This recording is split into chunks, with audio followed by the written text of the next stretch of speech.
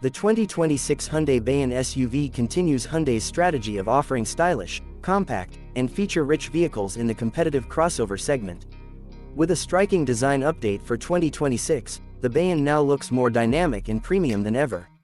The front showcases a bold grille adorned with the Hyundai logo, flanked by sharp LED headlights that give it a confident stance. The sculpted hood and sleek character lines along the sides further add to its athletic appeal, especially when finished in the glossy red color that truly highlights its modern design language. The compact size of the Bayon makes it incredibly practical for urban environments, yet it doesn't sacrifice presence on the road.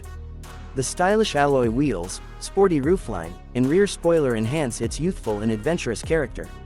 From the rear three-quarter view, the Bayon looks equally impressive with its bold tailgate, sharp LED taillights, and sculpted bumper design that all work together to give it a solid, planted appearance.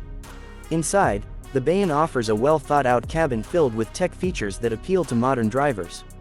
A large digital instrument cluster, a touchscreen infotainment system with seamless smartphone connectivity, and a host of safety features including lane keeping assist, autonomous emergency braking, and adaptive cruise control ensure that the Bayon is not just about style but also about substance. The seating is comfortable with supportive bolstering, and the rear seat offers good space for a compact SUV. Under the hood, the Bayon is expected to offer a range of efficient petrol and mild hybrid engine options, tuned for urban efficiency and light off-road adventures. The suspension setup focuses on comfort, absorbing road imperfections with ease, making it ideal for daily commutes and weekend trips alike.